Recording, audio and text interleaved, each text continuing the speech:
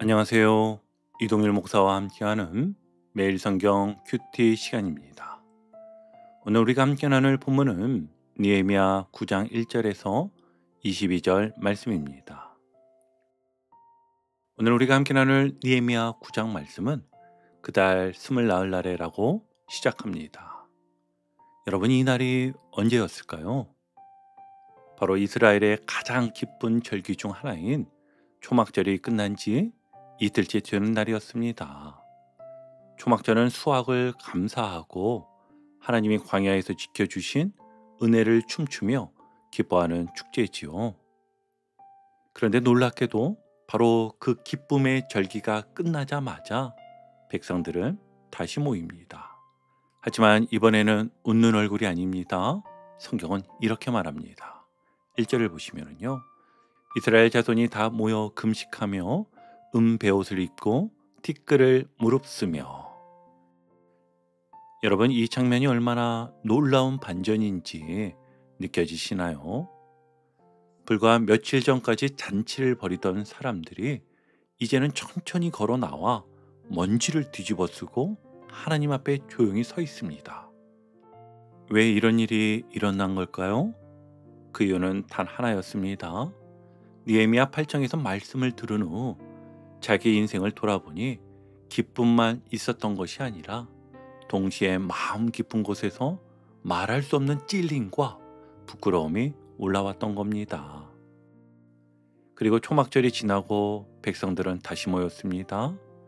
말씀이 그들의 내면을 흔들고 그 말씀 앞에서 다시 하나님께 돌아가고 싶은 간절한 갈망이 커졌기 때문입니다. 오늘 본문은 이렇게 알려줍니다. 회개는 죄책감이 아니라 하나님께 다시 가까이 가게 하는 은혜의 문이다. 자, 그럼 우리 이제 본문에 어떤 일이 있었는지 세 단락으로 나누어 자세히 살펴보겠습니다. 우리 첫 단락을 보면은요, 회개가 단순히 감정이 아니라 말씀 앞에서 일어나는 실제적인 각성이라는 것을 보여줍니다. 그리고 회개의 모습을 아주 구체적으로 증거하고 있습니다. 우리 같이 1절을 다시 볼게요. 금식하며 굵은 베옷을 입고 티끌을 무릅쓰며. 아멘. 당시 이 세 가지는 슬픔과 겸손을 표현하는 공식적인 행동이었습니다. 금식은 몸을 깨우고, 거친 베옷은 불편함을 느끼게 하고, 티끌은 나는 흙입니다 라는 고백이 있지요. 이 모든 행동은 하나님 앞에 겉과 속을 낮추는 모습입니다. 이어 2절에서는 이렇게 말합니다. 모든 이방 사람들과 절교하고. 이는 단순히 외국인과 거리 두었다는 말이 아니었습니다. 말씀을 들은 후에 그들은 깨달았던 거죠. 아, 우리가 죄에 흔들렸던 이유가 우리 주변의 환경과 관계 때문이었구나. 그래서 하나님께 가까이 가지 못하게 하던 모든 외적 요소를 단호하게 끊어낸 것입니다. 그리고 2절 후반부를 보시면 서서 자기의 죄와 조상들의 허물을 자복하고. 아멘. 여기서 중요한 단어가 있습니다. 조상들의 허물. 이 말은 대대로 당연하게 여겨온 잘못된 관습, 즉 가족이나 공동체에 흐르던 죄의 패턴까지 하나님 앞에 끊어냈다는 뜻인데요. 다시 말해 회개는 겉의 문제만 다루는 것이 아니라 오래된 내면의 뿌리까지 끊는 작업임을 우리에게 알려줍니다. 마지막으로 그들은 하루의 낮 4분의 1은 서서 율법을 듣고 또 4분의 1은 죄를 자복하고 경배했습니다. 말씀 앞에 서자 죄가 보였고 죄가 보이자 하나님께 돌아가고 싶은 마음이 일어난 것이지요. 여러분, 우리 안에 하나님께 가까이 가지 못하게 하는 것에는 무엇이 있나요? 오늘 이 질문 앞에 조용히 마음을 열어보면 좋겠습니다. 혹시 이런 분 계신가요? 그 사람을 만나고 나면 마음이 신앙에서 멀어지는 것 같아요. 그렇다면 여러분, 지혜롭게 거리를 두며 회복을 위한 기도가 절대 필요합니다. 또 밤마다 휴대폰 때문에 말씀과 기도가 밀려난다면 오늘은 폰을 그냥 다른 방에 두고 주무세요. 아주 작은 결단이지만 그게 바로 베옷을 입는 행동입니다.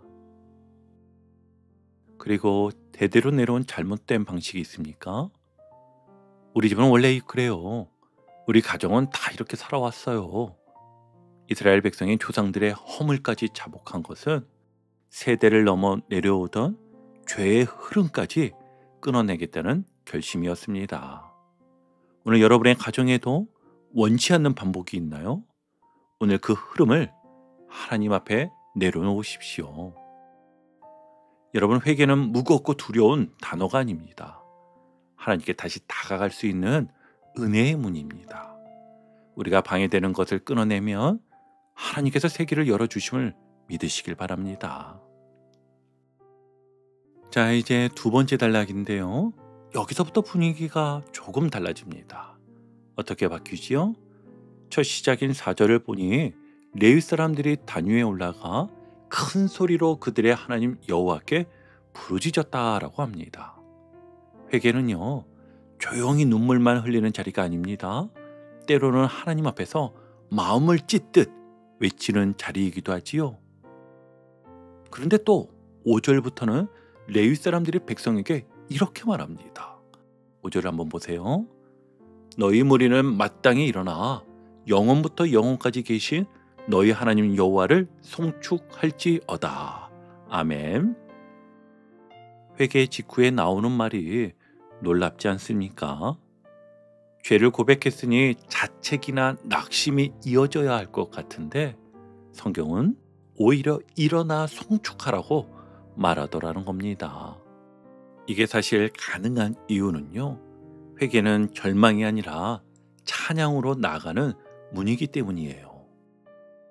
그리고 나서 레위 사람들은 백성들의 기억을 과거로 데려갑니다. 그 기억의 여정은요, 다음과 같은 세 가지 장면으로 나누어집니다. 먼저는 하나님은 창조주이시다. 6절 한번 볼게요. 오직 주는 여호와시라. 하늘과 하늘들의 하늘과 이로엘 성신과 땅과 땅 위의 만물과 바다와 그 가운데 모든 것을 지으시고 다 보존하시오니. 아멘. 여러분, 회개의 출발점은요, 내가 어떤 죄인인가 보다 먼저 하나님이 어떤 분이신가를 기억하는 것입니다. 죄는 우리를 작게 만들지만 하나님을 바라보면 우리의 시야가 넓어지고 숨이 트이고 다시 설 수 있습니다. 주님 안에서 더 크고 넓게 세상을 보며 일어나라고 레위인들이 전하는 것이었지요. 그리고 두 번째는요, 하나님은 약속의 하나님이시다라고 전합니다. 우리 7절과 8절입니다. 주는 하나님 여호와시라. 옛적에 아브라함을 택하시고 아브라함이라는 이름을 주시고. 아멘. 하나님은 아브라함을 택하시고 그의 이름도 아브라함으로 바꿔주셨습니다. 그리고 그의 자손에게 땅을 주겠다고 약속하셨지요. 레위인들은 이렇게 말합니다. 그 말씀대로 이루셨사오매 주는 의로우심 이로소이다. 아멘. 여러분, 회개하는 사람에게 가장 필요한 것은 하나님은 약속을 지키는 분이라는 확신입니다. 그래서 레위인들은 약속을 이루시는 신실하신 하나님을 말해준 것이지요. 여러분, 하나님께 돌아간다면 그분은 반드시 약속대로 우리를 다시 세우십니다. 그리고 세 번째, 하나님은 구원의 하나님이심을 말해줍니다. 레위 사람들은 백성에게 애국과 광야의 장면들을 다시 떠올리게 합니다. 그래서 9절을 보면 홍해에서 부르짖음을 하나님이 들으셨고, 11절 바다를 갈라 육지처럼 통과하게 하셨고, 12절 낮에는 구름 기둥 밤에는 불 기둥으로 인도하시고, 13절 하늘에서 양식을 주시고 반석에서 물을 내신 일들. 이 장면들을 이야기하며 다시 떠올리게 합니다. 이 또한 단순한 역사 이야기가 아니지요. 레위 사람들은 이렇게 말하고 있는 겁니다. 하나님이 너희를 여기까지 인도하신 것을 잊지 마라. 그 기억이 회개를 은혜로 바꿀 것이다. 여러분 들어보셨나요? 죄는요, 잊음을 먹고 자라지만 은혜는 기억을 먹고 자란다라고 합니다. 다시 한번요. 죄는 잊음을 먹고 자라지만 은혜는 기억을 먹고 자랍니다. 여러분 받은 바 은혜를 기억하고 감사를 고백하며 주님을 나타내는 모두가 되시기를 축복합니다. 자, 이제 마지막 세 번째 단락인데요. 레위 사람들의 기도가 절정으로 들어갑니다. 앞에서는 하나님이 얼마나 선하시고 어떻게 약속을 지키셨는지, 홍해와 광야에서 어떤 은혜를 베푸셨는지 길게 고백했죠. 그런데 16절부터는 분위기가 또 한 번 바뀝니다. 그들은 솔직하게 인정합니다. 하나님, 그런데 우리 조상들은 그렇게 살지 않았습니다. 조상들은 교만했고 목을 굳게 하여 주의 명령을 듣지 않았습니다. 하나님이 분명 말씀하셨는데도 고개를 숙이지 않았다는 거죠. 그렇게 마음이 딱딱해지니까 어떤 일이 일어납니까? 하나님께서 그들 가운데서 행하신 놀라운 기사들, 애굽에서 인도해내시고 홍해를 가르치고 광야에서 먹이시고 지키신 일을 기억하지 못하게 됩니다. 여러분, 이게 죄의 시작이었지요. 이렇듯 나쁜 짓을 했다는 행동 이전에 하나님의 은혜를 잊어버린 마음이 먼저 찾아옵니다. 그들은 차라리 옛날이 더 좋았다며 다시 종되었던 땅으로 돌아가고 싶어하는 자리까지 갑니다. 결국 송아지 우상을 만들고 이것이 너희를 애굽에서 인도해낸 신이다라고 말하며 하나님을 크게 모독하는 자리까지 내려갑니다. 이쯤 되면은요, 이제는 하나님도 등을 돌리시지 않았을까라는 생각이 들 정도입니다. 그런데 바로 그때 기도가 완전히 반전됩니다. 17절 하반절입니다. 그러나 주께서는 용서하시는 하나님이시라. 은혜로우시며 긍휼히 여기시며 더디 노하시며 인자가 풍부하심으로 그들을 버리지 아니하셨나이다. 아멘. 레위 사람들은 이스라엘의 실패를 오래 붙잡고 있지 않았습니다. 길게 말하지도 않습니다. 정확히 인정하되 곧바로 시선을 하나님의 성품으로 돌립니다. 우리는 이랬지만 그러나 하나님은 이런 분이십니다. 그렇게 이어지는 고백이 19절 이후입니다. 하나님의 버리지 않으심이 구체적으로 이어지죠. 낮에는 구름 기둥, 밤에는 불기둥으로 그들이 하나님을 떠날 때도 하나님은 인도하심을 거두지 않으셨고 주의 선한 영으로 가르치시고 잘못 갈 때마다 방향을 다시 일러주셨으며 만나가 끊어지지 않게 하시고 목마름을 인하여 물을 주셨다. 불순종에서도 공급은 절대 끊기지 않았습니다. 하나님은 버리지 않으셨습니다. 그리고 아주 감동적인 고백이 21절입니다. 그 옷이 헤어지지 아니하였고 발이 부르트지 아니하여 싸우며. 아멘. 여러분, 이건 단순한 기적이 아닙니다. 하나님이 우리의 가장 작은 부분까지 돌보셨다는 증거이지요. 먹는 것만이 아니라 입는 것, 걷는 것, 광야 생활의 사소한 순간까지 하나님의 손길이 함께했다는 뜻입니다. 마지막 22절에서는 그들에게 시온의 땅, 헤스본 왕의 땅, 바산 왕 옥의 땅을 차지하게 하셨나이다. 아멘.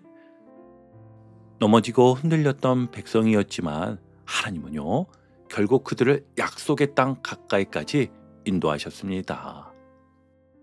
요약하면 이렇습니다. 그들은 수없이 넘어졌지만 하나님은 단 한 번도 포기하지 않으셨다. 이 기억은 절망이 아니라 소망의 고백이었던 것입니다. 여러분, 지금 우리가 살펴본 16절에서 22절은 이스라엘 백성의 실패 이야기 같지만 사실은 실패보다 더 크신 하나님의 이야기였습니다. 그렇다면 이 말씀을 듣는 우리는 어떻게 살아야 할까요? 레위 사람들의 이 긴 고백이 우리에게 주는 실제적인 적용은 아주 간단합니다. 넘어졌을 때 도망치지 말고 그 자리에서 하나님께 돌아오는 사람이 되자. 왜냐하면 본문에서 분명히 보았듯 우리가 하나님을 떠났을 때조차 하나님은 우리를 떠난 적이 없기 때문입니다. 이제 우리 삶에서 어떻게 적용할 수 있을지 조금 더 현실적인 예로 함께 생각해 보겠습니다. 먼저는 기도가 끊어졌다면 다시 아주 작은 기도 한 줄부터 시작하기입니다. 혹시 이런 분 계신가요? 요즘 기도가 안 돼요. 기도하려고 하면 마음이 자꾸 무너집니다.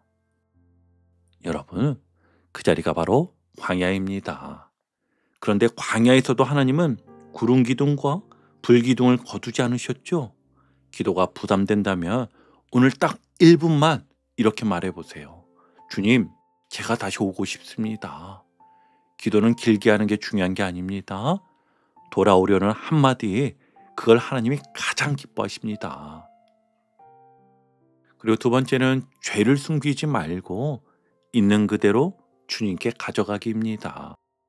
우리가 실패하면 제일 먼저 드는 생각이 뭔지 아세요? 나 같은 사람이 무슨 하나님 앞에 다시 못 나가지. 그래서 숨습니다. 안 가는 척하고 아무렇지 않은 척하고. 그러나 여러분, 본문이 말하잖아요. 그들을 버리지 아니하셨나이다. 하나님은 숨는 자보다 고백하는 자를 기다리십니다. 혹시 마음에 무너진 부분이 있다면 듣기 싫으시더라도 하나님 앞에서 이렇게 말해보세요. 주님, 제가 여기까지 무너졌어요. 하지만 주님이 버리지 않으신다 하셨으니 저도 오늘 숨지 않고 나아옵니다. 이 고백이 회복의 첫걸음이 될 것입니다. 그리고 세 번째는 오늘 하루 한 걸음만 선택해 보십시오. 완벽이 아니라 방향을 맞추는 겁니다. 이스라엘은 한 번 실패한 게 아니라 여러 번 넘어졌습니다. 하지만 하나님은요, 그들을 차근차근 조금씩 약속의 땅으로 인도하셨지요. 우리도 마찬가지입니다. 하루아침에 모든 습관이 바뀌지 않아도 괜찮습니다. 대신 오늘 단 하나의 방향만 선택하세요. 오늘 하루는 화내기 전에 잠깐 멈춰볼게요. 오늘은 성경 한 절이라도 읽어볼게요. 오늘은 예배를 핑계 없이 집중해서 잘 드릴게요. 하루 한 걸음, 그 한 걸음을 하나님은 절대로 작다고 말하지 않으십니다.